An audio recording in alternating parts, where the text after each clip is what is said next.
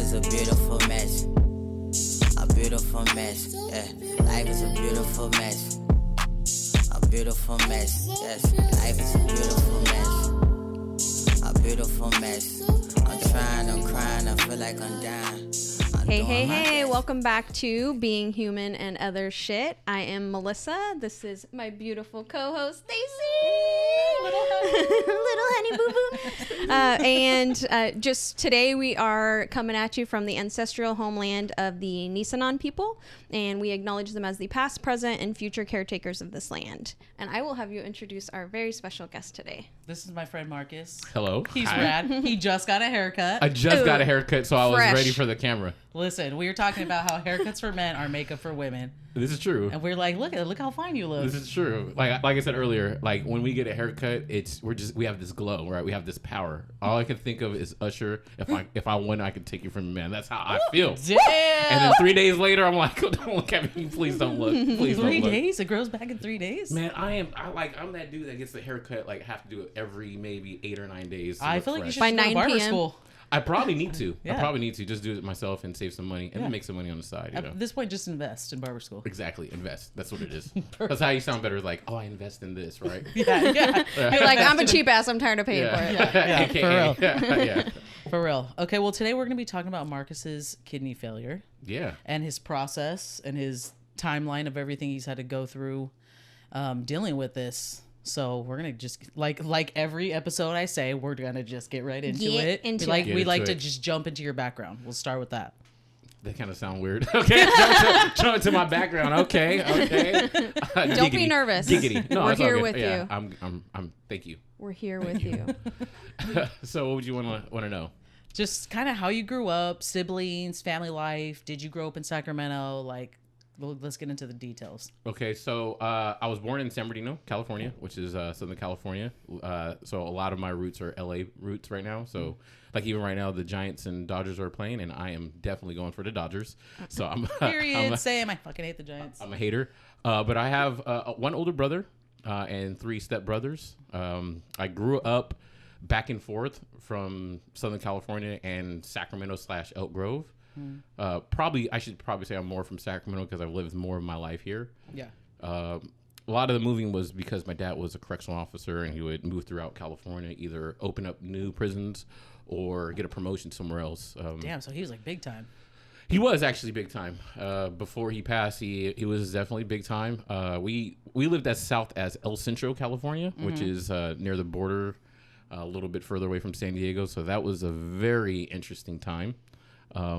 But most of my education was in Sacramento, Elk Grove School District. How old were you when you actually moved, like rooted in Sac? 1988, I remember. Oh, damn. How old were you?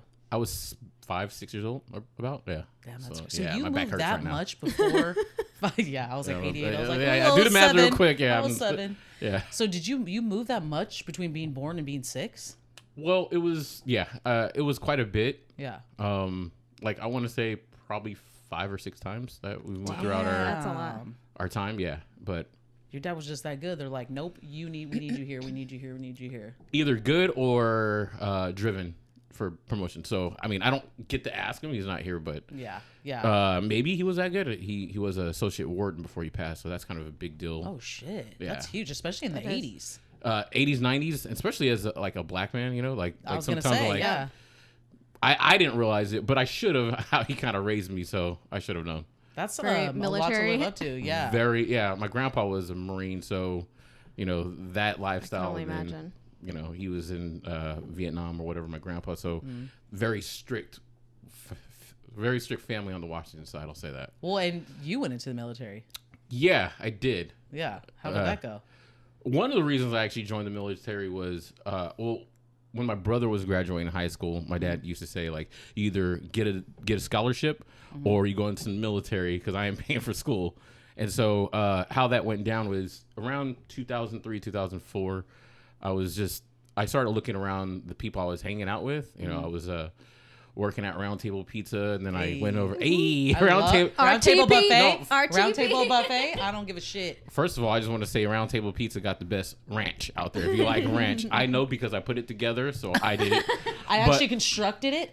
I did. I would be like, and I would take pride in it, just smiling, putting it together. But I really did. I would take pride in the It's so weird. Hey, I love it. You gotta take pride in what you do. You start to take pride in weird things when you're at a certain job, right? And so I was a delivery driver, so I loved that. I didn't really, you had time, but you're just in the car listening to music, and talking to people and getting tips. So that was a great thing. But I started looking around. I was actually working at Wells Fargo and hated it.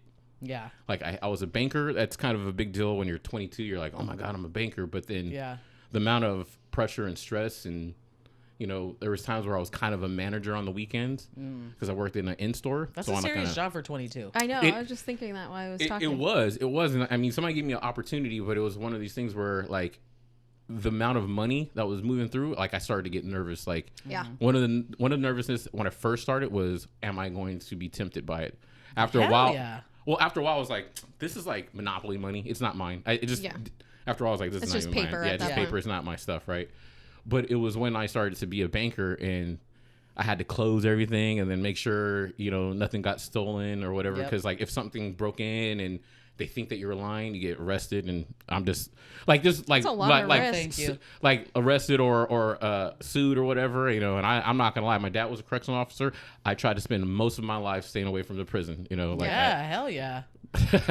Did your dad run the house that way? Was it like militant prison style? Very much so, yeah. I mean, like what I'm thinking right now is just the first thing that pops in mind is like a Saturday morning cleaning up. And the fond thing is I would remember always listening to old school music while playing, right? I can't, even still to this day, I got to listen to music while I clean. It just puts me into the zone. But while doing so, my dad will stay on the couch. And I'd be like, aren't you going to help? First of all, that's the wrong thing to do to a correctional officer. Because he would spank you with the correctional belt, which is super thick, thick with 2 C's, right? so thick, right? Come over if you thick. Stay yeah. Thick belt, right? So yeah, he would be like, I pay the bills and blah blah blah. So it's just one of those things where it was like, all right, whatever, dude, right? Yeah. So we just clean up, but he was very strict, which is good and bad. Kept me out of trouble, but then also probably created a lot of animosity too for me, like being irritated or angry. You're all stomping away like this motherfucker. What? Yeah. I wouldn't even. I didn't even say. I was like nothing. Yeah. You're shutting your door like mother. Yeah. Nah. Yeah. It would have been an upper. But more of a spanking. You were with your friends. My dad's a dick. Well, my friends knew. There was a particular situation. I won't say the person's name, but and I still don't understand how I got in trouble. But my friend was wasn't. He was a nerd, very much a nerd. Played video games a lot, but was one of my best friends. And for some reason, he got excited. He came all the way over to my house to run and tell me something. He opened a door on a Saturday when we were supposed to be napping, came all the way upstairs, and he was like, Marcus. I'm like, what are you doing in here, right? I'm like, what are you doing in here? And he's like, had to say something. My dad opens up the bedroom door where he's at, and he just yells at my friend. I've never seen someone skedaddle so fast. Skedaddle. That's one of my favorite words. I didn't know. See right here, right there.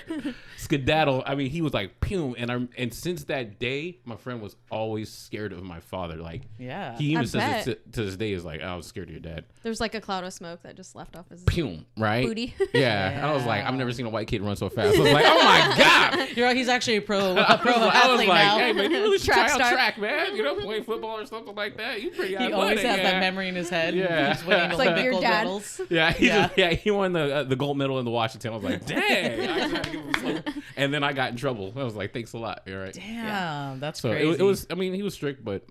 How old were you when your dad passed? 16 years old. Wow, so very young. Very young. It's like I still remember going in, and I'm not trying to hold a grudge on my mom, but like one of the frustrating things was when I turned 16, my mom was like, you need to see your dad, and I'm like, I don't want to see him like this. Mm-hmm. Were your parents still together at that? They were still together. It was so yes. At that time, my dad, I have to do a little background on my dad too. In 1994, he got sick, and I remember it vividly. It was on Halloween. We get a call. And let me back up. That Halloween, there was a shooting at Camus Park, right? Mm-hmm. We remember we're out, hanging out, and then people were like, yo, you got to get home. What's going on? There was a shooting at the park, and we're like, what is going on here?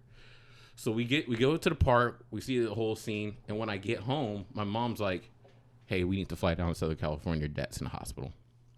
And that's when we found out he had cystic fibrosis, which is like, I might say it wrong, but it has to do with your lungs. And I just remember him always being on a breathing machine. Yeah. And whatnot. And so, which is weird because when you're a kid, like, I remember that. And then, as sad as it sounds, when I would go out or places with friends, you know, your dad's sick and you would try to hide it or whatever. Yeah. Yeah. But he was on cystic fibrosis, but he was living it near El Centro. Due to whatever reason, he couldn't really like move. It was hard for him to either get promoted or transfer over to a different prison.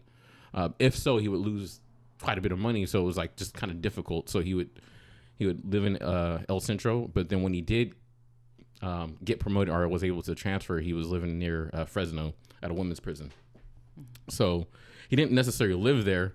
So while you're growing up and your dad's not there and your mom's taking care of you, it's different dynamics, as most people will know. So it's like my mom was more laid back, so we would have fun.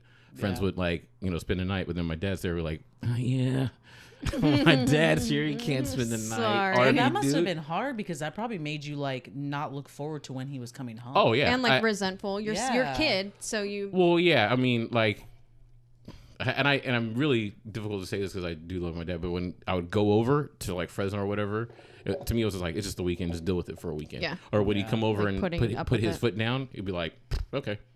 You know, Yeah. you'll just say it for that, and when he's gone, it's like back to your normal schedule, right? Like When But he that's leaves, I'll be actually- talking yeah, again. yeah. When he leaves, it's like he was Debo for real. Actually, this is his chain that I'm wearing too. He'd be like, it's like, so he'd be like, this is the rules. I'm like, oh, okay, oh yeah. My granddaddy gave me that chain. Yeah, my daddy gave me this chain, right? So, yeah, so like when he would leave, it'd be back to normal or whatever. So, Damn. but that's it intense. was difficult because when I saw him like that, it you know, like there is animosity, and then there was just. I never wanted to see him weak in a way. I was just gonna say, like, it was probably like a culture shock to see this strong, like, man that really like runs the coop to be weak. Yeah, I mean, I'm pretty sure it was hard for him, and so I bet, seeing him like that, I was like, there was a couple things. It's like, I was jaded, so there's part of me like, whatever, right? But then I also didn't want to see him that way. Yeah. Yeah. So when he died, I think a lot of people don't realize is when someone dies and you haven't resolved an issue with it, that stays with you for a very long time. Yep. You know, so Deep. It's embedded deep inside of you. Like, yeah, because like a lot of, I would say, if it's mental health or whatever, a lot of the issues I would revert back to my father, and it's not a disrespect, but I was always trying to get like love for him, or at least what I thought was love. Yep. Right. Because what I recall, now it may be different because we all remember differently, Yeah, right? yeah. What I recall is he was really never ever there for like sports or events that I was in, you know? Yeah. And if he was, right, I remember even as young as T-ball, right? I'm playing T-ball and I'm like nervous. I hit the T and not the ball, and I can just hear in the background, he can't even hit the ball, right? And so I'm just like, oh, shoot. Like it's actually a lot of my family side, the Washington family side, are very like tough like that. Yeah.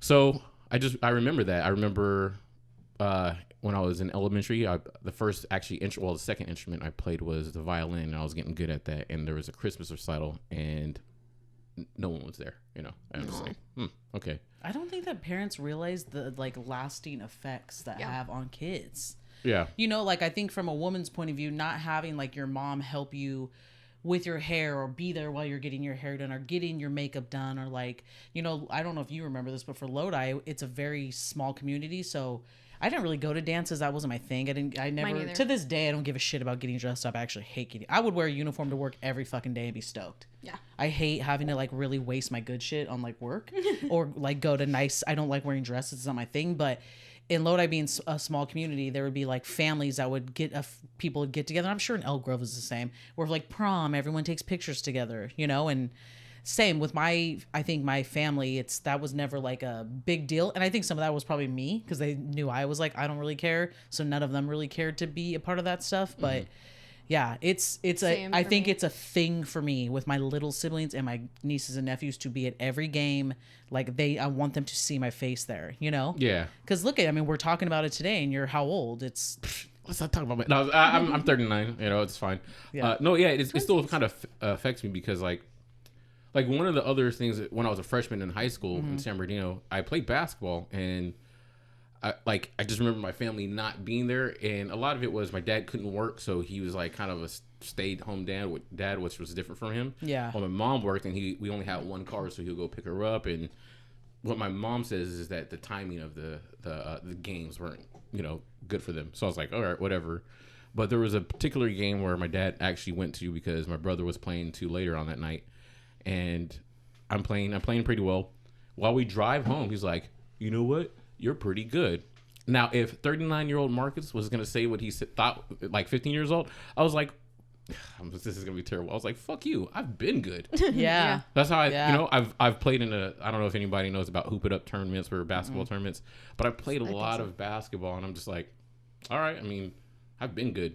Yeah. But I didn't say anything because it's, I probably would have got a belt to my head or whatever. Thick belt. Yeah. Yeah. She thick. I mean, he still had it on the wall, hanging up as a trophy. I'm joking on that. I'm joking. I'm joking on that one. Like, I'll still whoop that ass. They said Marcus. Yeah, Marcus. Yeah, in case he gets that line right. Like if they, how people who hunt have the head or whatever. Yeah, that's what it's about. Head out there, yeah. Well, damn. So did you guys grow up? Do you feel like middle class? Like your dad had a pretty good job. Well, when I look back at it, I want to say we're middle class. I mean, if anybody knows how correctional officers are paid now, it's different then. But we'll probably say we're middle class. Yeah. Per se, yeah. So you didn't have to really stress so much about like money stuff when you were growing up. That wasn't really a factor. It's not. Well, my dad was a penny pincher, so money, not so much, but was I rocking the newest threads or the newest shoes? No. You just had what you needed. Yeah, he was That's because your dad was smart, probably.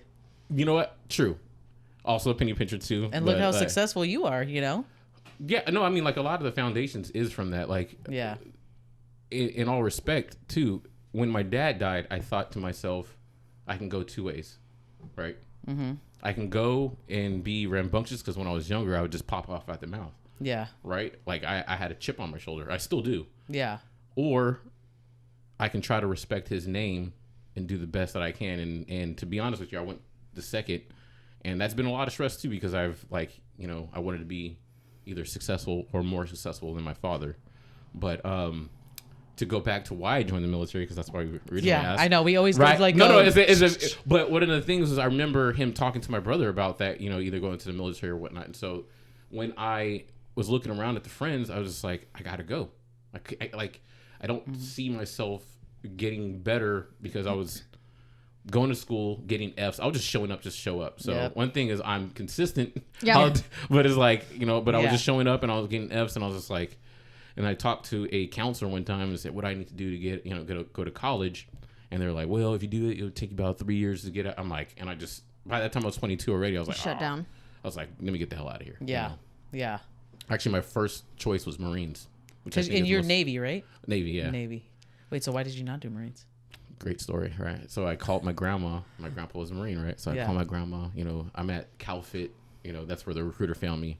I called my grandma. I was like, Grandma, I just took the ASVAB score. I'm going to be a Marine. I'm smiling. And she was like, hell no. She shut that shit down. No, she was like, hell no. When you're in there, they own your ass. And then I'm like, I look back at the recruiters like, hey, Grandma said no. She said Navy. No, she said no. No, Navy actually came a little longer. Did it? I went through Marines and then Air Force, and I actually went through the whole process for the Air Force, but I had a hernia. Yeah. And then the Air Force guy was like, if you want to get in there, we'll be around. And the reason I went to the Navy was I always remember the recruiter was honest with me. I felt like when I listened to him and I did my research on it, I was like, he's being honest. Yeah. And so I never fault my recruiter for anything that happened in the Navy because he can't control that. But I felt like he was always honest with me. So I don't remember his name right now, but I always love and respect that he was being honest to me as a recruit, because a lot of people. I love that this always ties in. Yeah. This always every episode we have our guest always talks about this one or two influential people, and that's your recruiter. Yeah. Because I'll tell you the truth, I've heard a lot.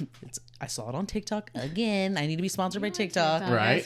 But I saw this video where this guy was like filming. He was like at base and he was asking all his friends. I want to say it was Navy, but he said, "Did your recruiter tell you the truth?" And and he would just do individual little clips. Everybody was like, "Fuck no." And some people were like, "Fuck that guy," like blah blah blah. And I'm like, damn, they're really. That's like I have friends that were former military that say, "Oh, they sell you the dreams and the bonuses and all this stuff," and then there's all these like stipulations. I'm like, damn, they basically like stretch the truth. It sounds like and manipulate. Yeah. Well, you got to get people in, right? Yeah. But at the same time, I mean, you probably replay this video and show my face change when it gets to that. I get very passionate when I hear about recruiters lying, right? Because one thing, this is where I do take pride in the military, right?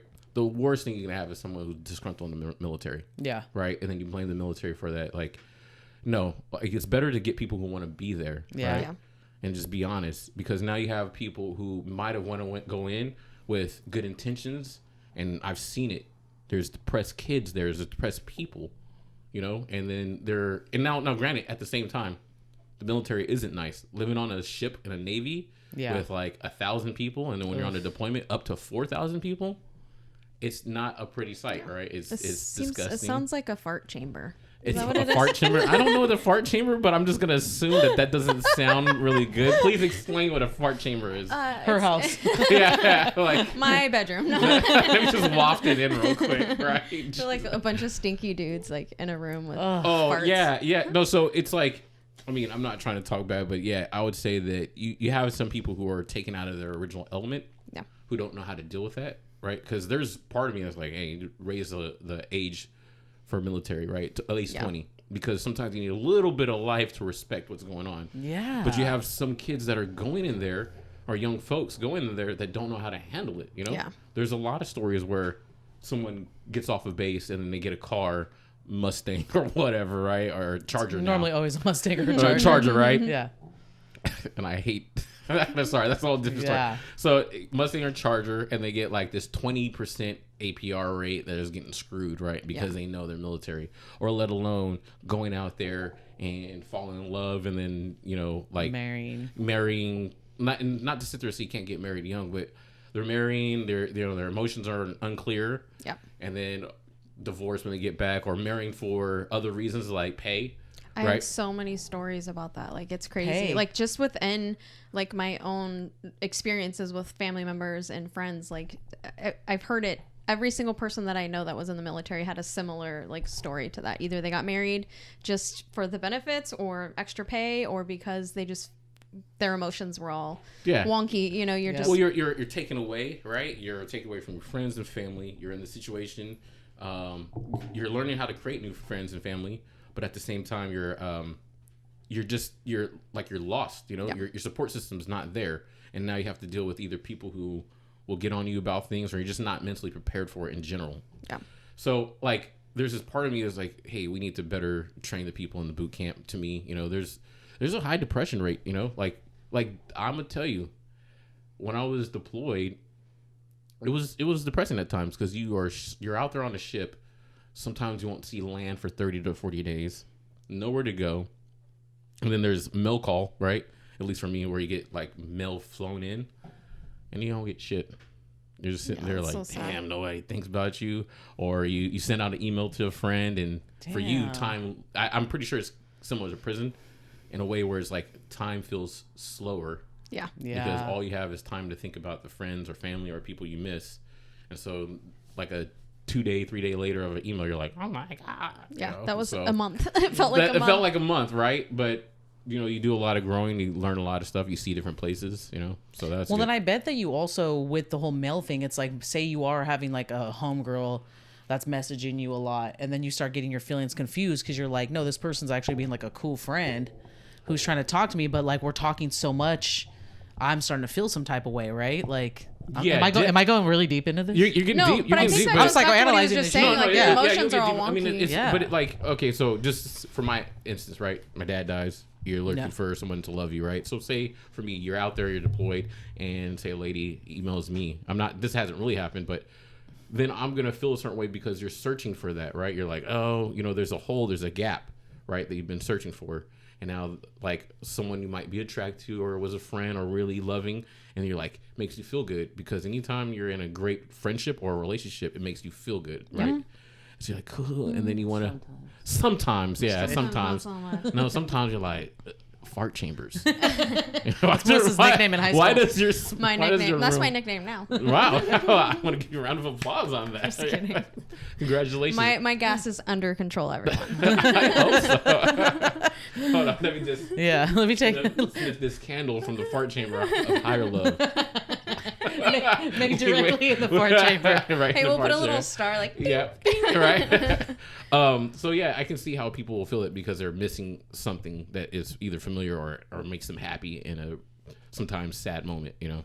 Okay, so this kind of actually like segues into we'll go through the details, but this is also something like the three of us have talked about with your health stuff that you've kind of a similar thing, right? Yeah, very much so.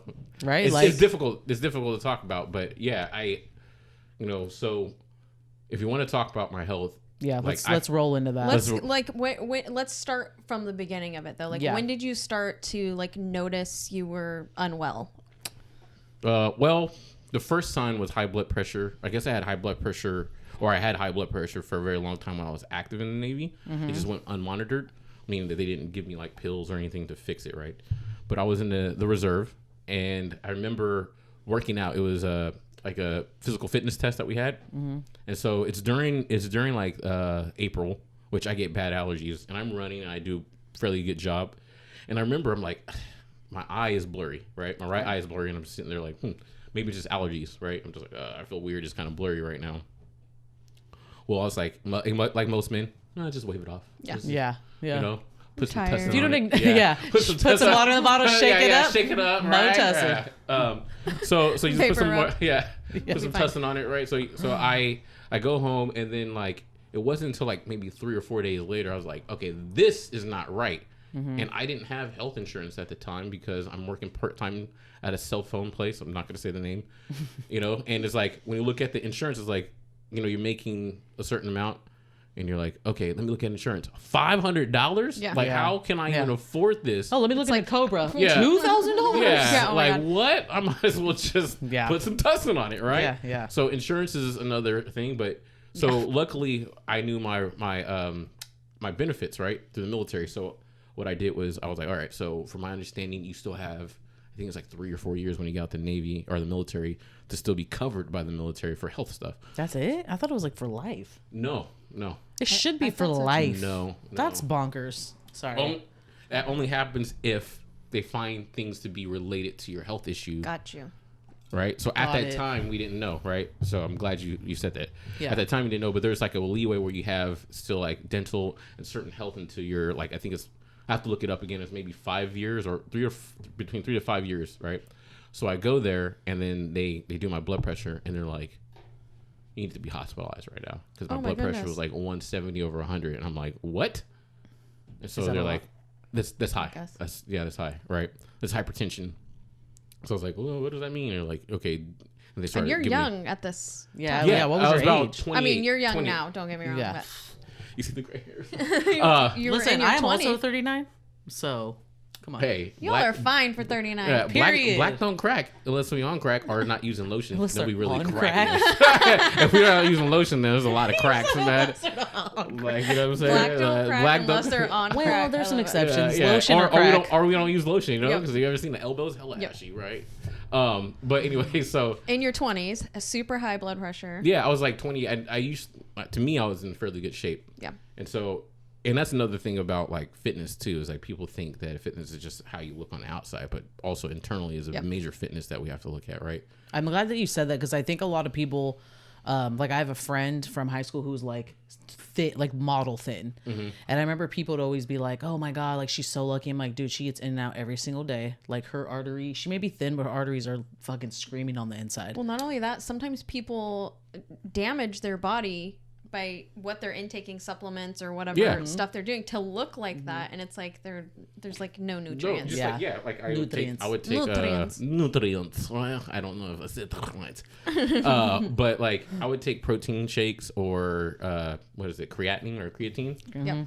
Yeah. Should we pause right now? Oh, okay. Sorry. So I'll take that, but then like not drink enough fluid. So when you're younger, you're like, oh, you can do a bunch of stuff and just power through it, right? Yeah. So you would take all that stuff and working out and whatnot, and you don't realize how things that are not natural are damaging your body. Yeah. So yeah, this is just it. So you can look healthy, but internally be messed up. Because I'm pretty sure you've seen where either athletes or powerlifters have died from random aneurysms. Yep. Yeah. Or heartaches. Well, damn. Maybe a heartache. Hey, sometimes it feels like that. Shit. Listen what's to your 112. what's your Usher song for this one? Yeah. You got it bad. Yeah, exactly. You got it bad. Yeah, that's Damn, that was a good. What was that? That Was good? That was I've really been practicing for years. In the mirror, right? So yeah, you start to do that, and your heart, you have the tears coming down your eye, heartache, Eye drops. right? Water from the sink. That's what I thought. You got it bad, and the whole spin and the whole thing with the Michael Jackson stuff. Yeah, I did all need that. to see I this. did. So heart attacks or whatever. So you see that. So I'm going in there, and I think I'm perfectly fine. And then they're like, you have high blood pressure, and then that's when you start to learn about high blood pressure.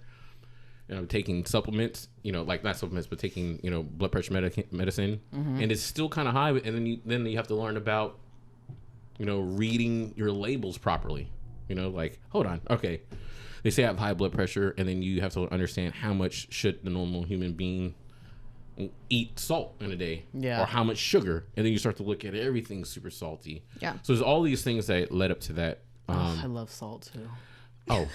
I mean, it really, come on. Culturally, it's just It's a staple. It's in my blood. I'm like, gumbo, that's not, Just fried season the chicken, shit out of everything. You making me hungry right now. I'm pretty sure that broth last night was just salt. Yeah, that's all it is, right? Yeah. And, like we do have a terrible nutrition in America. So that happened, and that was in 2011, 12, right? And so I finally got a job where I got decent benefits, and I'm taking medicine. They know about the blood pressure, and my blood pressure looks good, but I'm still probably not eating completely well. Yeah.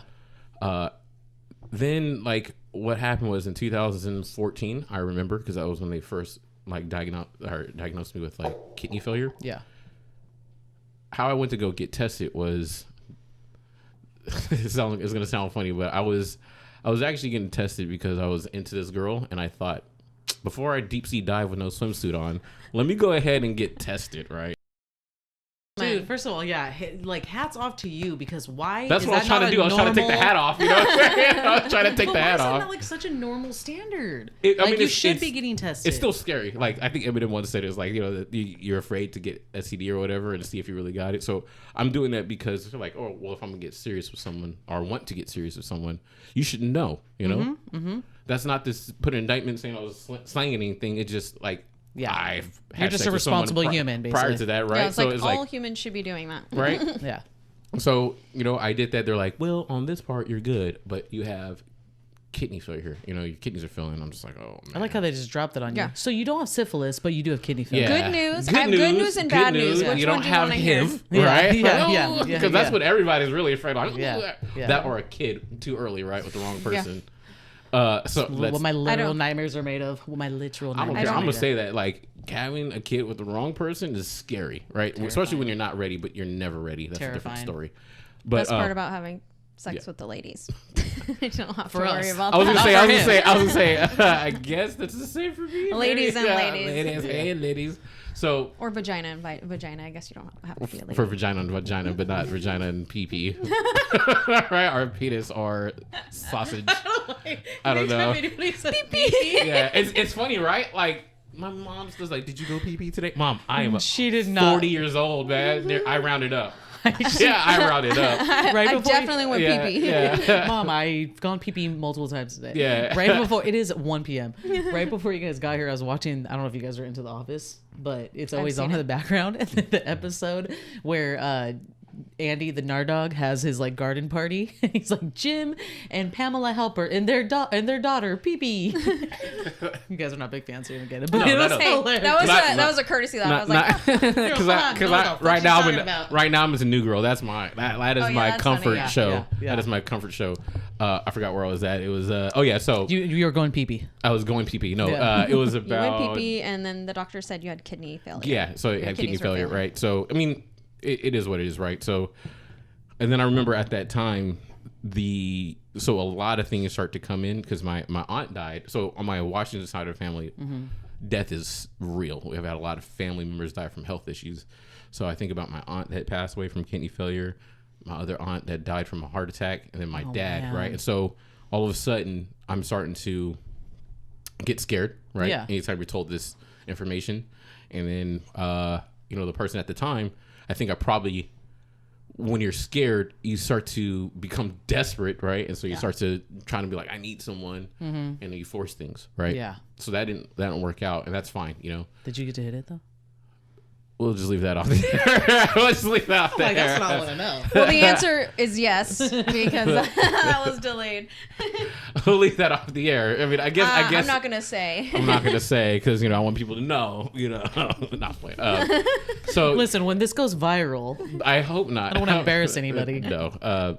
But I will say that you start to get nervous. Like, so I went into. During that time, I remember I was not eating anything because food was the enemy, right? So I just literally eat like celery and carrots, and then like be hella hungry and just go to sleep at night because I'm trying to save these kidneys. Then I went back into this whole mode of working out. Yeah, so no, you're good. You're good. So I went to this whole like mode of like working out very hard with my my cousin, and so we were at the gym a lot, and my kidney functions were getting better, but then. At one point, I was just like, I need to start eating and living life. So I went back to that's normal. hard to maintain. It is, and I just went back to like kind of eating, and because it was still, even though I was working out, I didn't see any improvements. It was at a point where it was like a point of no return on the kidney failure, right? I think it's once it gets to stage 4 and below, then it's like, that's what I was going to ask you. So there are different stages. What stage were you in? I can't remember exactly. I wanted to say when they first tested me, I was at 29% of my function, or how they read it. It's called EGFR. You only had 29%? Yeah. Jeez. And so when I was not eating and they tested it, went all the way up to 40, right? And I'm almost halfway there. I'm almost halfway there. So I was thinking, like, to me, at the same time, I was taking blood pressure medicine. I was like, how does this happen? Yeah.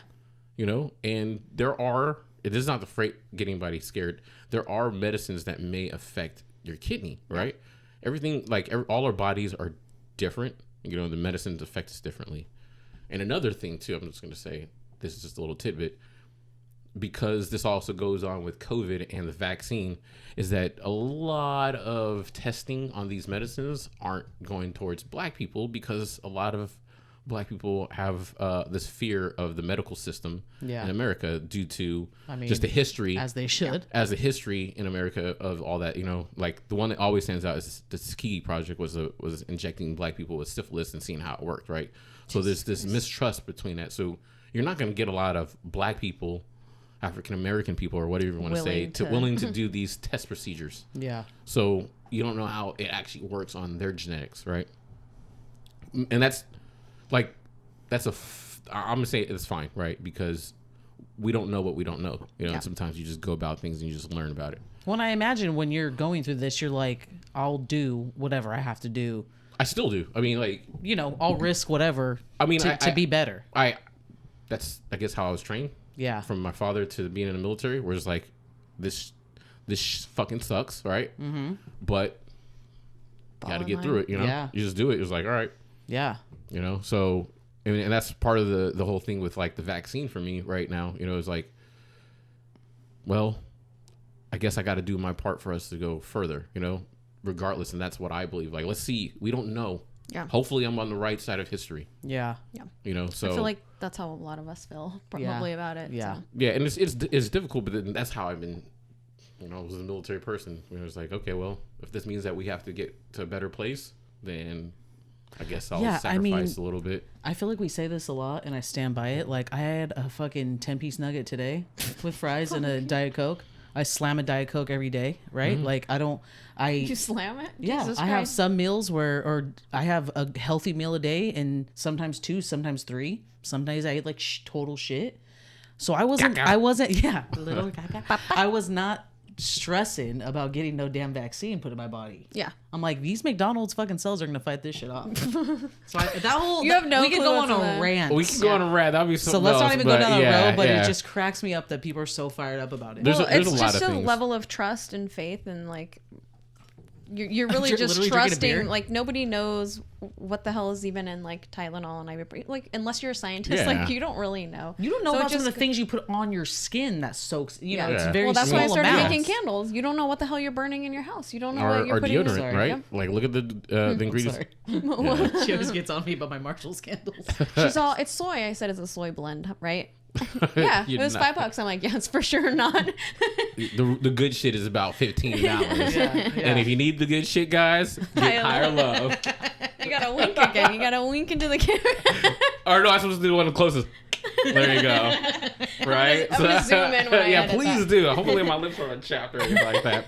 So, I forgot what I was going to say, but yeah, so that's where we don't know, but so later down, about 2015, still trying to live the life and go out and enjoy it. And it wasn't until somewhere in 2016 where they put a catheter in my stomach. Mm-hmm. And that's because there's different modalities of Through your dialysis. No, but Through your stomach. through my stomach, yeah, because the catheter through the pee-pee is not fun. That's what I've heard. That's why I was multiple Not times. I fun. heard taking it out is worse. I can tell you about that, but yeah. So I had a catheter because I did peritoneal dialysis, which is like they put fluid in my stomach and then through some weird osmosis from the sugar, it takes it out. That's crazy. And it's just like this big bag of fluid. It pretty much, I mean, if I'm getting descriptive, it pretty much looks like urine, right? It's just Yeah. the bag is like yellow and whatever. So you're like, okay, I don't spill this. Yeah. Yeah. Don't spill this. Make sure, let me see if my if my handling skills are well. So it's scary too. You're like, oh no, watch out. So that was the first style of dialysis, and then around September of 2016, I ended up having open heart surgery. Not related, right? Or was We're still it? trying to figure it out because Yeah. it was an aneurysm around my heart. And I do remember during that time, not 2016, 2018 September. So it was like 2 years later after I started dialysis. And the beginning stages of dialysis, I'm talking about, I was pretty depressed, right? You're like, Yeah. I don't want to hang out with anybody. And then I was also mad at barbers when we're talking about haircuts and barbers. Like, my barber was late all the damn time, so I was boycotting that. So I looked homeless. I was like, ugh, looked terrible, as Charles Barkley would say. How often did you have to go in or like get your dialysis? So this was at home, so I have to do it every night, and it would take about 8 hours. Oh, So jeez, you would every do it at night. Yeah. So while doing the peritoneal dialysis for me, it didn't work for me because they would pump up to. It started off 8 liters, and we went all the way up to 10 liters of fluid being pumped in and out of me throughout the night. And I just remember Like as you're sleeping? as I tried to sleep. I would imagine, yeah. Was somebody like there with you? No, I had to learn how to do it all myself, right? So Marcus, jeez. I know. yeah. So you learn how to do it yourself because it's supposed to be more self-sufficient, better for younger people because then you can go out and still have fun. But you still had to get 8 hours or whatever, how long it take. So I would set it up. I'll make sure I had things set up before I go, sanitize everything. But through that time, the fluid would pump in, and I was just constantly at night. I couldn't sleep. You ever been full and try to run? That feeling where you feel like you're out of breath. I mean, Yeah. I don't really run, but But I'm just saying, Yeah, I know what try you to mean. you She just probably ate does. and then all of a sudden you try to run or do something funny or silly, and you're like, why do I feel so full? Yeah. So you feel bloated, and I had a hard time sleeping. I couldn't sleep, so most of the nights I couldn't sleep or anything like that. And then that messes with you too, mentally and physically. Yeah, so you're not sleeping and you have to get up and get ready for work. So also one of the worst was if I put there's 3 levels of solution, right? You had this red, which is you were overweight with your fluid, and you had a green and yellow, and then you could do a combination of the two. So, and the different combination will pull out more fluid based off of the solution amount, right? yeah. So there would be times where I would pull out too much, and in the middle of the night, I'll just wake up and a cramp is you could. I don't know if you ever seen a cramp so bad, but it was in my calf, and it looks like a knotted muscle. That actually happens to me a lot. It's it is. What do they say that's obviously it's probably that salt you like. The salt you talked about earlier. It has to be. What were you gonna say? Sorry. Like for you, was that happening every night? No, it wouldn't happen because I started to get hip to certain ones, but then there's sometimes I'm like, well, I'm way over on the fluid, so I have to. So it's like trial and error. Yeah, I have to take out a little bit pain. more. Well, because also I had to write down my weight, write down the amount, how much fluid, the difference. So it was all on me. So if I was too over, because that's another thing when you're trying to get a transplant and you're doing the treatment yourself, you have to. Well, it felt like you had to be spot on, or they can be like non-compliant. He doesn't deserve a kidney, right? Yeah, they're very that's like finicky so much about pressure. So much pressure, and then you're like a little scientist, Walter White, in your I'm Walter White, and I'm like bedroom. You're like Walter White of kidney failure. Yeah. No. So that was one of the things too, where you're like, okay, and I had to take out more fluid, and when those days happen, it was like I'll just sit there and just scream. Oh. And you're like, ah. So I started learning. Well, you don't know when it's gonna happen, but sometimes I'll just have a bottle of Gatorade next to me, because it'll refill some of that electrolyte. But it would just even sometimes I would just wake up in the morning and stretch. You do the yawn stretch and just cramp it just fucking painful. Damn. So, but and I honestly, when I was telling you about the balancing of like your health or whatever, I was pretty irate with one nurse because they would ask me, "Are you even following rules?" And I was like, I went off. I was like, "The fuck you mean I'm following rules? I'm doing what I'm supposed to do." Because to me, when they say that stuff, they're relaying it to, whoever you're associated with to get a transplant, and I'm just like, I'm trying to fucking live, bitch. I was like, I'm trying to fucking live, bitch. Like I was like, get the hell out of my face. I think that some nurses, because we've had in the past 5 years, a good amount of people in our family pass away, and I think bedside manner is a class that every person in the medical field needs to take. Because I get it, right? Like in my field, I'm sure in everybody who is in here, you have bad days. Those types of comments for somebody who's really fighting for his life, it's not motivating. It's no, not at all. And then like, there's times where even at work, like I was trying to power through so many things, right? Like I would go to work and I'll just be behind my desk passed out because you're exhausted. Mm-hmm. And there'd be times sleep all where night. And there'd be times where I'll eat something and then I'll go straight to the bathroom and throw up. Right, because when you're not getting your kidneys clean, like the little things that we eat become toxic, right? Like potassium is one of the major ones when you're dealing with kidney failure, because if you eat too much potassium, that could slow your heart down. It's from what I've been told, it's something that they use in lethal injection to slow your heart down. Yeah. So when you're eating too much potassium, now that becomes toxic to you. When for the most part, potassium sounds like something that's good for your heart. Mm-hmm. And it's just other things, to calcium, to other stuff. Like the one time I actually thought I was gonna die is when I passed the kidney stone. Oh. And I called our dear friend Mark and my other friend Kenny, and I was literally like, this is it, guys. I'm giving birth. I'm at the hospital. I don't know. This is so painful. Like that's pretty much me every time I'm hungover. Writing my eulogy. This is it. This is it, guys. Go ahead. Make sure you delete my web browser, my history, please. Listen, remember that pact we made where you're gonna delete my web? Delete everything, please. Listen, there's a black box under my bed. Dispose of it immediately. Yeah, exactly. Please. If you go in my backyard, 3 clicks to the left, dig a hole, you'll find everything you need there. Burn that shit. My logins and everything. Transfer money over there, right? So like offshore account, I got it all set up.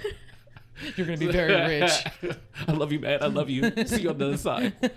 And then you're okay. You're like, I was just playing, guys. Yeah. It passed. It's a baby girl. But yes, it's a baby girl. That's it. Out of my penis.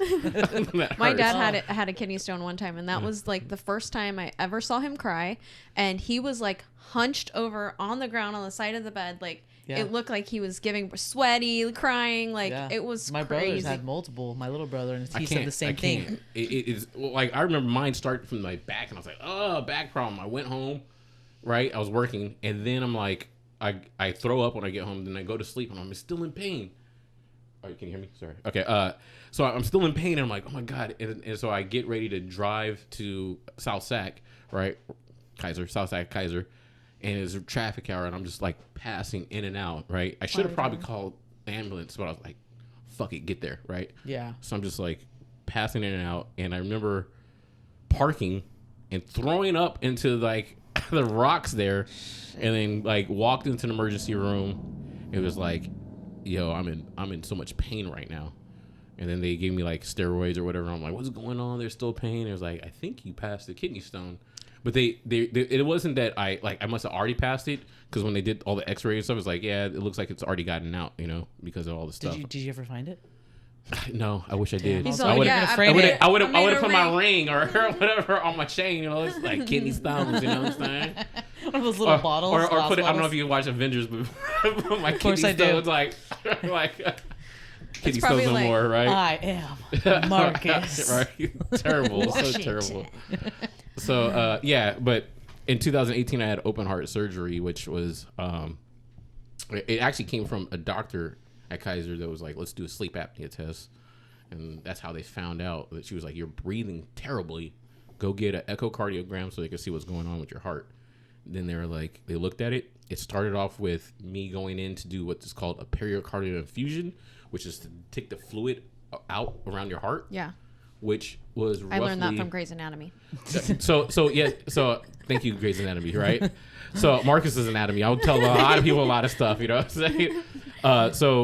It was around 1.5 liters of fluid that was around my heart, which is a lot, right? Yeah. And so he was like, yeah, it was that amount.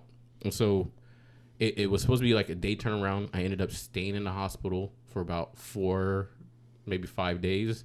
No deodorant or anything. Cause we did, like, Damn. Yeah, I just remember thinking, I raw dogging it. Actually, one of my friends was like, hey, you need anything? I was like, yeah, dude, can you bring me some deodorant? Because I was like, can I get a baby wipe? Yeah, can I get a baby wipe and some This deodorant? shit is not great. You know I need lotion. It's like, no, yeah, I need lotion. I'm not trying to kill somebody with my rough ass arms right now. Chapstick. Yeah, all that, right? So like, I remember I was like, ugh, if people want to come visit, you're like, no, please don't. Please don't, not right now. I can't even get just out slide the package in the room and leave. Yeah, just leave. Yeah. And so I was in there 4 or 5 days. We go do another check. I had 1 day in between and I started the new dialysis, which is hemodialysis. And then after that, we went in to do another check. And then I had 900 milliliters of fluid around my heart. And then they're like, okay, you got to go in. There's like, there's a mass around your heart and you have this fluid. The second time doing the pericardial fluids was painful. I remember screaming my ass off because I don't know what they were doing. You're awake? Huh? You're awake when they do this? They were like, this shouldn't be so painful. They did something around my leg where it was like trying to numb it. Yeah. And then I just remember like, this isn't like, they're like, it's okay. It's like, no, this isn't. Like, I just remember them sticking something in my leg and I was in a lot of pain. But when they did the fluid part, I think I was still kind of awake for it. I don't recall. I just remember just like in pain. Dude, you need a doctor at this point. Probably, yeah. I was in a lot of pain. And then they were like, okay, now you got to go to, I want to say it was Mercy, right? I can't remember right now, but I want to say it was Mercy or Dignity Health. Is that Dignity Health and Mercy the same? I'm not too sure. Anyway. I have Kaiser. Me too. They actually had to offset me to do the open heart surgery. And then I was just like, at that point, I was just like, all right. We got, like I told you, there's a point where you look at things like, you either do it, you die. So I was like, you know, and if it didn't work, I was going to die anyway. So you might as well go put in faith. And you didn't really have a choice at that time, right? I had to go. I was, people are like, how did you do it? I'm like, simple. You do it or you die, and I'm better with no choices. Don't you hate when people ask those questions too? It's like, what are my fucking options? What do you mean? How did I do it? Like, of course, I just had to do it. The raw side of me is like, yeah, like that, but it's like, I get that. So, I'm the devil on your shoulder. No, you're not, yeah. Hello, actually, yeah. What do you mean? No, but like, I get it though, because some people rather, I've seen it in dialysis. People rather not follow the fucking rules, and I say that very like aggressively because it's like do the things that you're supposed to do to try to live. Do you want to live or do you want to die? Yeah. Take the medicine. Yeah. Fuck it. I get it. You don't care. You may not think it's real or whatever, but based off of the stuff that is given to you right now, this works. And you not doing it is only giving you for certain like ending, right? Yep. You have to sometimes believe in something in order to go on. And I want to fucking live. Right? Yeah. Like, that's it. Well, it's almost like disrespectful to that point because you're like, come on, I'm like trying here, It probably is annoying. Well, but it's their life. Yeah. Like the sad thing going into dialysis and the dialysis center is you really see, at one point I started to see that some of these people, a lot of them, it's self-inflicted. It's not taking care of things when you knew it. Yeah. Yeah. But at the same time, out of ignorance, because I didn't know, but I was probably in denial on certain things. You're like, oh, I'm young. This ain't going to happen to me. No one ever fucking thinks that anything is going to happen to them. Yeah. No, People who drink and drive, it's not going to happen to me. Yeah. It's not when you get a DUI, or if you get a DUI, it's when you do it. If you continue to do it, it's going to happen. Yep. Right? Yep. We never do that. It's everybody thinks that they're greater than the next, right? Well, I'll tell you too, like, to experience all that so young, because I've personally been lucky enough to not have a lot of health stuff. But I've definitely seen a difference as I've gotten older. That's so for you to be in your late 20s going through that, and thinking about this timeline you've just told us, it's like you had open heart surgery, you've been dealing with all your kidney stuff, and then now like cut to, I mean, that was in a 3-year. I said 5 years. That's when I started dialysis, but really in 3 years, I have had 3 different surgeries major surgeries because I talked about the open heart surgery. Then I had a surgery in my stomach. I don't know the proper term, but I had a aneurysm in my stomach. They had to cut my stomach open. This was actually to me more painful than the open heart surgery, because people don't understand how much you use your stomach for things, right? And when that's cut open, I mean, that's your core. Like anytime you're doing anything, you're driving, you're sitting, sitting right now, you're using your core. You're using your core, right? Like, and then like the problem was, like, when people say, I'm gonna joke around to say this, but when people say they don't give a shit, I'll be like, go get checked, because when you don't, it creates this gas in your stomach, and there's a lot of pressure, and having that against sutures or stitches, right? Because when they cut your stomach open, then you're taking pain meds, and pain meds usually back you up, right? You're not. I'm gonna just get real. You're not shitting. You're not farting, right? I'm not giving a shit. You're not farting or anything like that. No fart chambers. No fart chambers, right? No fart chambers? Why even chambers. live at that I point? know, right? Like, that's the meaning of life, right? Fart chambers, or any type of chamber, right? So you're caught up like that, right? And you have stitches against your stomach, so that's pain. And like, all I want to do is take a shit, man, just so it can relieve the pain. I can't sleep because I can't breathe. Damn. That all sounds very depressing. Like, yeah, it is. You're just like, you're sitting through that, and like. Now I go back to open heart surgery. One of the scarier things that kind of leads into the surgery of the stomach was when I woke up from open heart surgery. I remember I went in at 7 a.m. on a Friday. Then when I woke up, I'm like, oh, it's 7. I'm like, okay, that's not too bad, 12 hours. No, it was 7 a.m. Saturday morning. I was out for 24 hours, right? Shit. But I woke up with the incubator down your throat. So I'm just like, what the fuck? So you have to breathe with this thing on, right? And I just remember... Is your body like trying to reject it? Well, yeah, because your mind is like... I'd imagine. Your mind is like, how... This sounds really bad. How can I breathe with this down my throat, right? Yeah. And so you're like... And it's there to help you breathe, but you're sitting there trying to fight it, right? And at one point, I'm just like... the saliva is going down your throat, and you're just choking over it, right? Ugh. And so you're like... with something down your throat. You can't talk. You can't say anything for help. And... I remember I'm like, my natural reaction is like, get this shit out. So I'm trying to pull it, and the guy's like, no, you got to stop. You got to stop. The person's going to be here in 30 minutes to take this out. Like I said, time is more relative, right? It depends on when you're having fun, time goes by. When you're not having fun, all of a sudden 2 minutes feel like 3 hours, right? Yep. Yeah, I'm like 30 minutes sounds like a long time to be choking it ended up being on something. 45 minutes waiting for them to pull it out, and I just remember having like tears coming down my eyes. I was like that was a mental like stress where you're just trying to like, you can get through this, like just telling yourself that for like 30 to 45 minutes. So when I did the other surgery, the aneurysm in my stomach, same thing, but this time, right, I knew the game. I thought they weren't going to do anything. I had told them, it was like, yeah, the first time I tried to take it out, whatever, it was I wasn't aware. Yeah, that's why I wanted it out before I wake up. Well, they couldn't because I had high blood pressure, all this other stuff. So the second time around, I wake up and I'm strapped down. Oh, shit. So like he's going to be a troublemaker. You're like, I'm strapped down, and you remember have this guy. and you have a tube down your throat, and then the people, it was at a Air Force base, so you have young people who are like, oh, let me try to stick you and like fuck away from me. Yeah. If you don't know what you're doing, I don't want to get any more pain. But they got to learn, so that's the fucked up part, right? Yeah. So you're getting stuck with needles, things like that, in pain, but you can't even talk, right? Jeez. And then you're like, I'm like, and then they're moving you, and you're like, the pain in your stomach, right? I know I backed away from the mic, but the pain in your stomach, and then I'm just thinking like, okay, so the you hate the tube down there, but it's okay. You can get through this. You did it before. And I recall while waiting, like passing out and feeling the thing try to hit me in the back of the throat until you breathe again. So it's like, I don't know if it's something that's automatic, but it's just like, and I'm like, like that. So that was another mental pain and having your stomach and not being able to poop. So what was the stomach thing from then? That was another aneurysm. So I guess I found out I have a connective tissue disorder, which means I'm causing more these throughout your prone body. to aneurysms and throughout the body.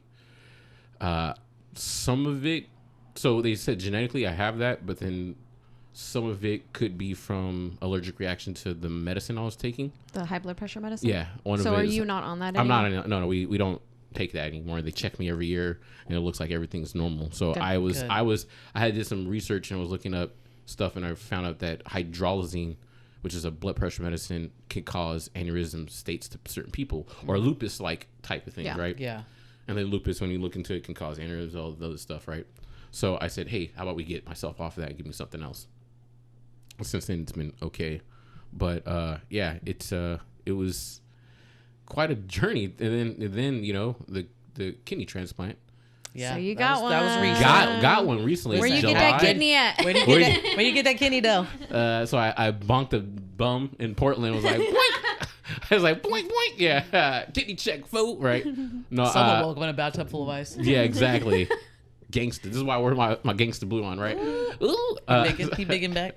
So it was in Portland because one of the things is because of the VA, you know, a lot of my medical stuff is covered by them because of high blood pressure. They related back to the military. So I was able to go up to Portland, which also had a shorter wait time than California does for a kidney transplant. Mm-hmm. So I was able to get on their transplant list. So I was on 2 of them. And, you know, to be honest with you, in the last year, I was called 3 times to Portland. Christmas, or the day after Christmas, I was called to go up there. Didn't work.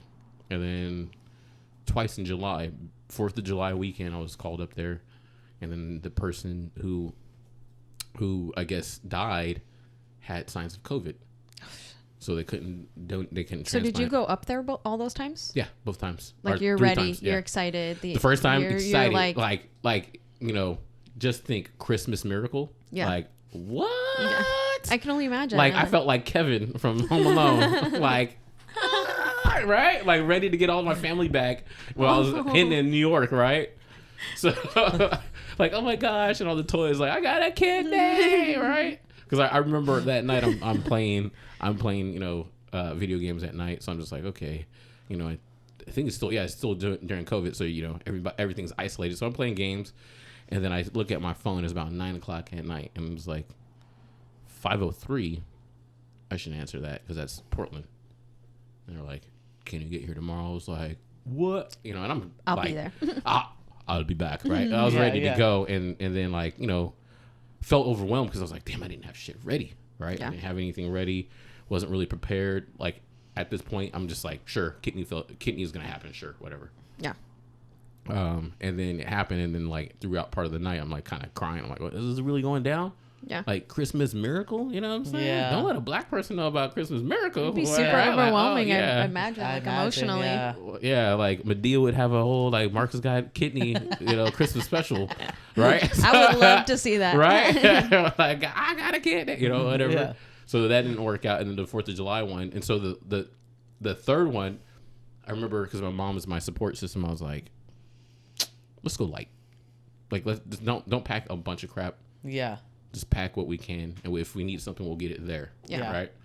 And so the one time I pack light, we get it. So I was like, damn, I should have brought more draws. Didn't bring no like, deodorant. I was like, no, I brought the deodorant. That was one thing. But I was like, 5-6 pairs of draws. I was like, yeah, let me just flip it inside out or whatever. I'm like, damn, I should have brought some more underwear, man.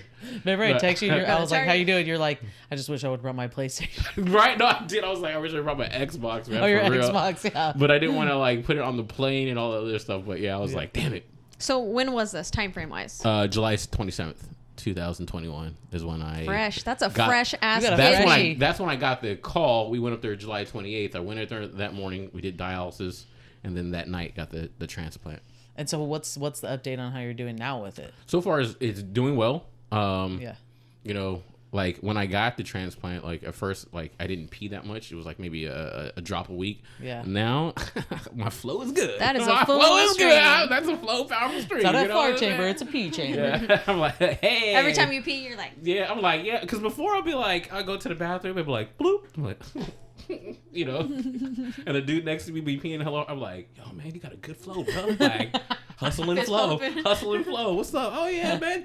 Where'd you get that flow from? How much water did you drink, bro? Hey. Oh, yeah. You must be real hydrated. Yeah, you must be real hydrated. Well, good for you. You know how people make the weirdest shit to be happy about? Well, good for you. You peeing and shit. Oh, man. You know what though? Isn't that so beautiful when I you're love that able so much. when you're able to be that excited about the next dude pissing because that dude don't know what you've been through. yeah. Bro, and at first I'm like, oh, you know, and then now that I like when I had it and started working, I'm like, shit, like I like go somewhere, I'm like, I'm about to pee myself. Like that, the fear of peeing yourself is real, you know. Oh, so you're sure. like, I forgot about that fear, you know. Yeah. So I was like, oh snap, you know. Yeah. But it's something to be good about, you know. So Well, we're super I mean, the actual cool part is we were supposed to record this and talk about your experience before you even got this kidney. Remember that? Yeah, I We were remember. going to record like I want to say like a week before. Yeah, or, and then we or had maybe- to cancel because you got a kidney. I was Yeah. like, yeah, I'm not gonna be doing this. You're Sorry. still I was like, can you And I think reschedule your kidney I was transplant? like, I'm sorry, but I got a transplant. I kind of messed up the whole, you know, flow to this. But I got a new flow. Yeah. Hey. Yeah, Hey. exactly. So where did this Dab. kidney come from? Like, did someone They donate don't it? no, or- so it's a deceased donor, so they didn't tell. They don't, usually when it happens, they don't tell you where it comes Probably from. HIPAA laws. Yeah, HIPAA laws or whatever. Yeah. But it is trippy to think that someone had to die for other people to live, and I mean plural people, because someone else got a kidney, so two of us got kidney, and then if the donation worked for heart and other parts of the body, you know. Yeah. That's And so so- cool. Yeah. Yeah. So my aunt passed away last year, November, and my cousins got like a little certificate in the mail that she donated like her eyes. And so they like had this certificate that was like a little donation, love you know, that like that. this is where her her eyes or her body went retinas to. or Yeah, it whatever was like, hey, part of your eye yeah, you say throughout that. the world. But it's like she had the most beautiful eyes too, so it's like so beautiful to see like somebody else is getting to experience life in a whole different way because this person passed away, which is obviously unfortunate. Yeah. But they Yeah. get a piece of them gets to live on, you know, Yeah, outside of their spirit, of course, but like physically. And to me, it's like, well, like I think differently. I'm like, well, if I'm not here, then go ahead. Take it all. Yeah. And make What's sure the- my yeah. make sure my penis is in good use. That's a really good penis sure that right person there. gets right? tested before. Yes, wrap it get up, Tested. get Wrap it before you tested. tap it. You know, eat it before you beat it. You know what I'm saying? Lick it before you stick it. So- Whoever's Are we- watching this, please literally follow those Take rules. notes. Too many people don't follow those rules. Wrap it before you tap it. Right? That's I'm my- loud, but I had to put this to my mouth for that. Right. So, talking about your support system, like you said, your mom. My you know, mom, my brother. Okay, your mom, your brother. I know you got a lot of good friends. Mm-hmm. Have you lost people throughout this process? Yeah, I mean, you lose some people because what happens is, like, while you're going through any issue in life, right? Mm-hmm. People take it personal against them when it's not really about them; it's about you, right? And that's a lesson I'm learning in general, right? Sometimes people, if somebody treats you a certain way, it's not really about you; It got it's nothing about to do them, with you. right? Pretty much never. Going through that now. Yep. Right? I mean, I like sometimes it can be you, but I'm just saying, like, a lot of times it's like it's how they act or what their choices are is Yep.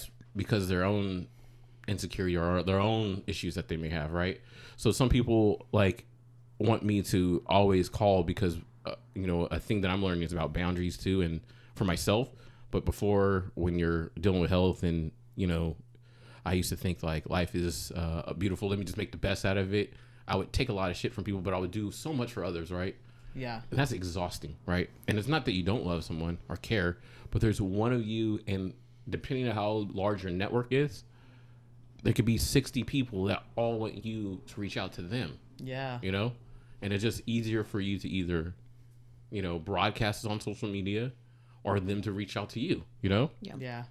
And so some people took that personal, and I was like, no, like, and then sometimes I took it personal because also during the time, you know, you would have people especially during COVID or whatever, like I wasn't going out. I was trying to be as healthy as possible to get this kidney. That was my mission. I was like, no, Yeah. you know, I need to get this. I can't be doing all this stuff. And so you want to hang out with friends but then they'll be like, we would have asked you, but COVID. And then some of that would feel like, is this real, or is this like an excuse to get away from something, not have to really do that, right? Like, so it like, and then learning there's like, well, they're being considerate. It doesn't feel like it at times, and then also my choice. But there was times where people wanted me to reach out a lot, and I'm like, it really, I'm going through a lot, I answer a lot of the calls. I respond to most of my texts. I just don't want to keep calling everyone, or having to be the one that has to be in charge of calling everyone. And it's exhausting to like talk about the same things over and over and like have to do that 60, 70 times. Yeah. So when I went to Portland for the last transplant, or the one that worked, right? I only told like 3 or 4 people. I didn't want to say a lot because I was like, wait until we get it. Yeah. I was like, because the worst part is like, what happened? And it's the same thing, and it gets you all emotional, and they're all mad, and there's a bunch of questions you have to answer, even though you may not even have all the answers, or you're being bombarded with. It's just that extra pressure. Yeah. It's that pressure. I think that like sometimes, and I definitely know that I'm guilty of this because I am that friend that has a lot of people, and I think when like it was really hard not to like blow my sister's boyfriend up when she was having a baby because I was of COVID. Like, please finish that sentence. Yeah. Sorry. I see where you're at. I see where you're at. I saw your face change too. I was like, okay, who's the fucking person in this room? You. Blow his phone up. Okay. While my sister was having a baby because I couldn't be there because of COVID, and I was really trying to respect their boundaries, but I'm like, I need to know what is going on. Or even other friends that are going through breakups, going through stuff where I'm like, it's hard, so I get like sometimes you need to keep some shit private. I'm just not good with that. But it's weird because it's like, I mean, if I was taking a step back, this is a blessing to have these friends and people that care, right? It's like, if I put it into perspective, oh my gosh, I'm just so cool. Everybody wants to call me about my kidney. Oh, yeah. It sounds like you're being like a little bitch, right? No, like, you're being a so many friends. Yeah. Oh my god, I have so many friends that care, and oh my gosh, it sounds really bad. You'd be devastated if it was flipped. Yeah, right? yeah, exactly. No, but I'm very thankful. It's just that times it's like, it's not against you. It's not against anything. It's just like there has to be a perspective of like, I'm getting hundreds of calls. Yeah. When I was there, I turned off my phone partially too because I'm hella cheap and I didn't buy a new phone and my charge didn't last, so I was like, turn this shit off. But. And I just didn't want to sit most of my time explaining anything through text or a call when I'm trying to heal. Yep. I was just trying to heal. Yeah. Unfortunately, I forwarded all that stuff to my mom, and she was like, good Lord. Like, she had to turn her phone off, too. It was like, I can't. Personal assistant. Yeah. I was like, I'll let my personal assistant take this. Hey, Ma! Give baby a tuna sandwich! like that, And she did. She made a lot of tuna sandwiches for me. Aww. She really did. Shout out to Mama. Yeah. Shout out to Mama. Washington. You know what I'm saying? Mama at McMillan now. She got McMillan. Yeah, I'll fix it. Sorry about that, Mama McMillan. Mama McMillan. You know what I'm saying? McMillionaire. I wish. So to like kind of tie in a bow on this and wrap this up, like, can you just speak a little bit about like your own mental health and like how this affected your self-esteem, and then maybe just what you would tell other people going through the same thing? For sure. And I'm going to just say this in a male's perspective because it really, I think it's one of the tougher things to really deal with, is that when you are dealing with a health issue as a man, but anybody, but as a man, right? I've been taught to be a provider, care, or whatever, right? And so there's this part that I started to, I guess, feel that I wasn't worthy or good enough, right? Because you're like, who wants a guy who has kidney failure? It takes a very special person to take care or love someone, right? And come into a relationship knowing someone has a health issue. Because like you said, right, earlier, it's about you, right? Mm-hmm. I'm asking someone to care enough for like outside themselves to care for me. Yeah. Most people kind of want to be taken care of and not take care of someone else until you're like deeply in love or whatever, right? Yeah, because really, unless you have deep daddy issues. Yeah, and I think that, I mean, in order to actually love somebody, you have to give, but not at the beginning. It's like, what are you getting out of the relationship when it should be give and take? So it's very difficult to do that. And as a man, I was like, oh, how am I gonna be that? Yeah. You know? I think there is a big stigma about men being It's this like 1950s persona of like, I'm the provider, I'm the financial, and culturally, I think too. Yeah. I know in my culture for sure. But that really isn't relevant to our society anymore. Women are so much more, what's the word I'm looking for? Like productive. Well, yeah, but like there's so much more a part of the process of being a provider, a co-provider, Yeah.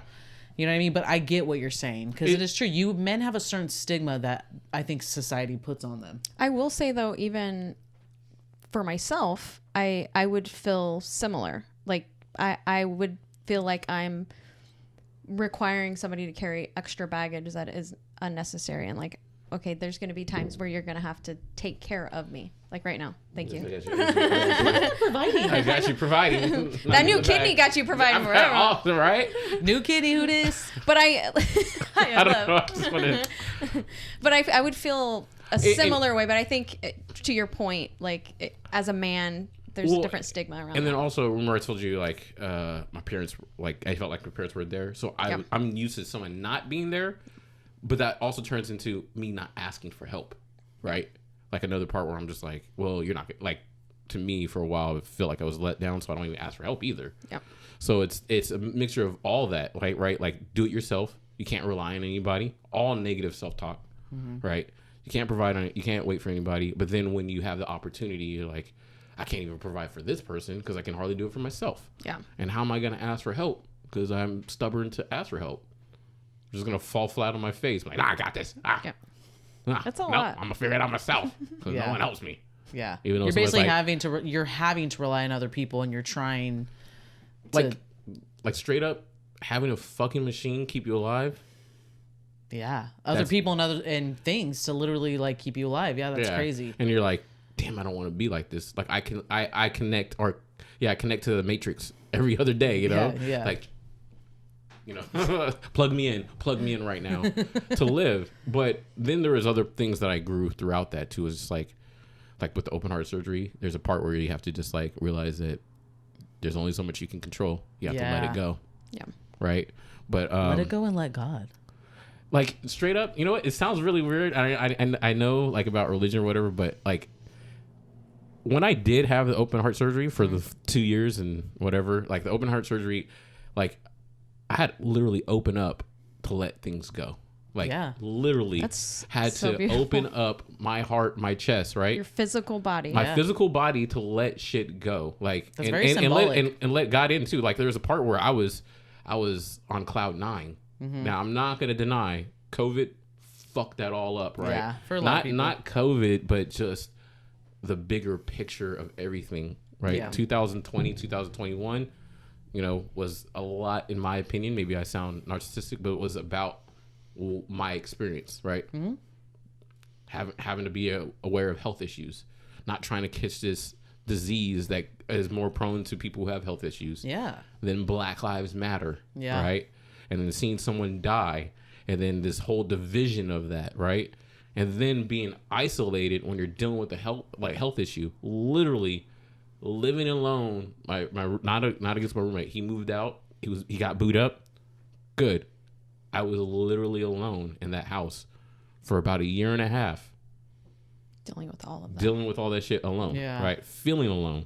There were people who talked to me, but it was sometimes just that. Right. Like no human interaction as far as physical. Now the ones that did was cool, and I thank them. But it's like, you're just sitting there and you get caught in your thoughts, and then seeing the news. Yeah. So, and then it's just like boom, boom, boom, boom. And like, I didn't know, and I'm learning how to handle that. Like I didn't know how to deal with that. You just sit there, and at the beginning of COVID, I was like, cool, playing video games all night, and then get up, go to work, Mm-hmm. like it was fun. Living the life. It was fun, But then after a while, I was just like, ugh.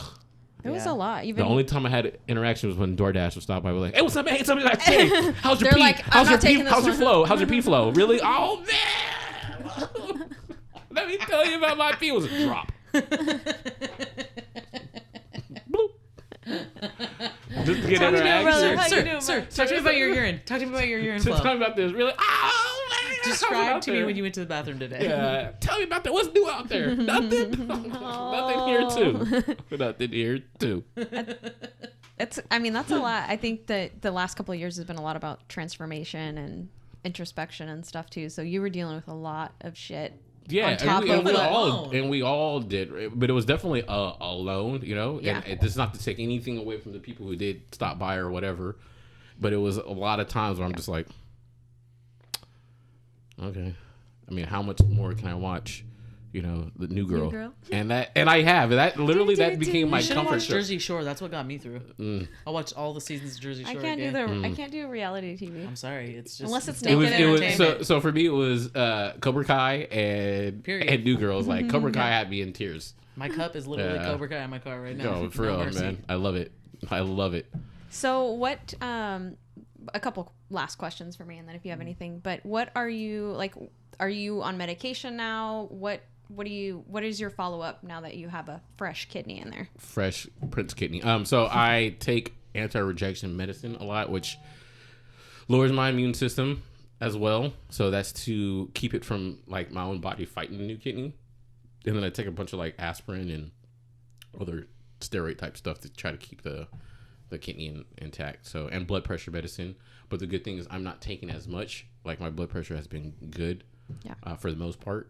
So that's the most of it. Like the medication, I probably, if you're talking about pills, I probably take like 40 pills a day, right? Jeez. Yeah, just by pop them, you know. And do you have to take like a bunch of supplements too, or like, no? Right now they say stay away from supplements. So it's like, just that's probably a lot for your body to try and filter out. Yeah, well, your new kidney has to adjust, and then it's like you know, like I said, I was aware of supplements too, where it's like, okay, protein, let me get strong, and then it, you know, it works for people. Yeah. It just doesn't work for everyone, you know? Yeah. So then how often are you seeing your kidney doctor?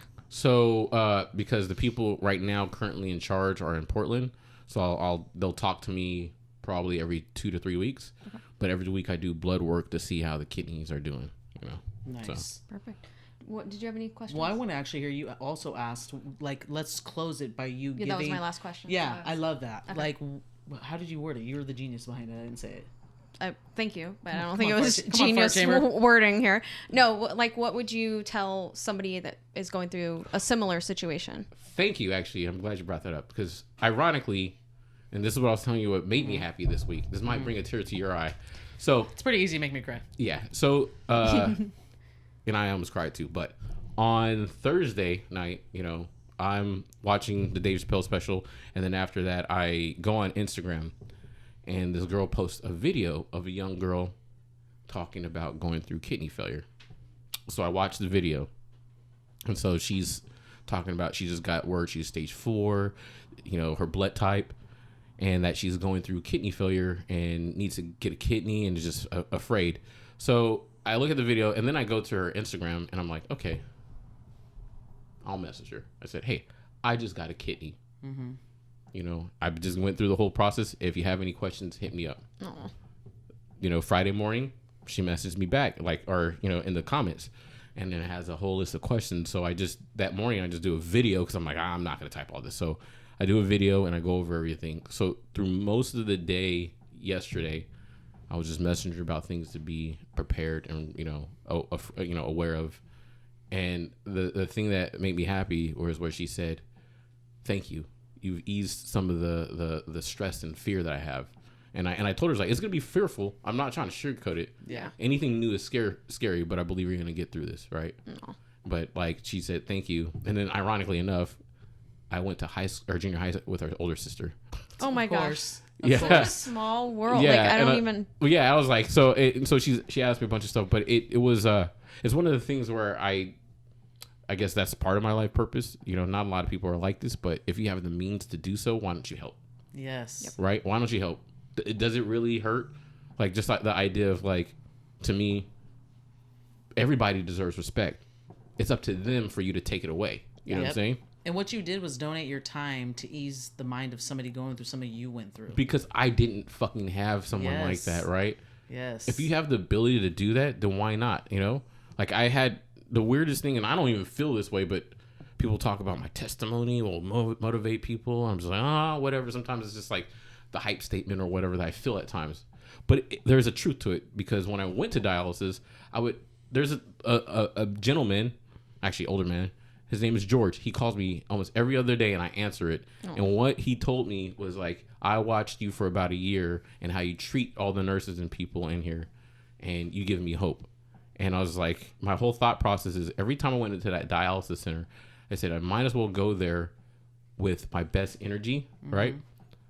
Because we're unaware of how our energy affects other people. Yes. That may be my God-given gift, right? Is that my energy motivates others. So when I go somewhere, you better fucking believe that I better be on the best behavior because other people can feel that. So maybe I sound, higher than or whatever, but that's what I believe. It's just like, you sound like exactly what the point of us doing this and sharing stories. I'm glad you said the word hope, because that was how I was going to say, like, you are a beacon of hope for people that are in your position. Yeah. No, I'm younger, but at the same time, it's like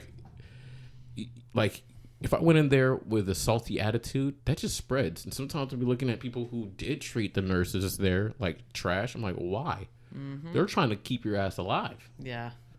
Be thankful. So I'd go to the people, say thank you, whatever. And even now in service jobs, because I had a service job, I say thank you to people. I won't fucking play with them being trash, though. Once they're trash, then I'm like, all right, nah, get up out of here. Because your job is to be whatever. Yeah. I feel the same way. But for the most part, I'm trying to be polite to them. And that's, I think if we all did that, we'll be in a better place, Absolutely. Just in general. I think that's why you got the kidney. Yeah. I think you got the kidney because you are supposed to be here today. I know, right? What's going on? Are you okay? Yeah. I don't know. Let's try to take this away from you? She took some supplements. Yeah. I had some protein this morning. Did you smell the higher love? Brought to you by Higher Love. No, but I do feel like you got that kidney because you were supposed to be here, and I think that you are this. I've only known you for a short amount of time, and you're just this bright light, and you've had a lot of times where someone hits you in the knees, and you still get back up, and you share that bright light with other people, and so you got that kidney for a reason. And out of respect, let me say, because I said some stuff about my dad, right? One thing my dad did tell me was this. A winner never quits and a quitter never wins, right? So that has always been my thought in life, right? Like, I may suck or whatever, but there's something in me. Even when I stay in bad situations, it's like, don't give up, right? Just like, especially with that, so it's like either you give up or you die. So I was like, I want to, there's places I got to be, I'm still trying to holler at Beyonce, you know what I'm saying? I'm trying. There's still time. Shoot your shot. I'm trying to, or Rihanna or whatever, but I heard she drives me crazy, but you can drive me crazy, Rihanna, so I'm here for that. For a short time. I don't want to have a heart attack. You know what I'm saying? I fought for too much. Keep it easy. Shoot your shot. Shoot the shot, right? Yeah. You go after Beyonce. Yeah. Jay-Z. What do you got on me, though? What do you got on me? You gonna join that beehive? Kidney transplant. What's up? Open heart surgery. And I've been through some stuff. This is a Make-A-Wish. Right? Make-A-Wish, Beyonce. Just come over here. Right? All the sing to you. Ladies. Yeah.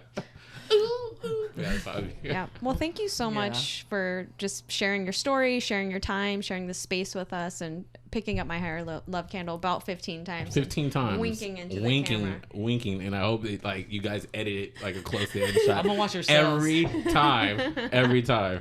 But thank you so much. We appreciate you so much. Love you. I love you guys too. Thank you very much. A beautiful mess. Yes. Life is a beautiful mess. A beautiful mess.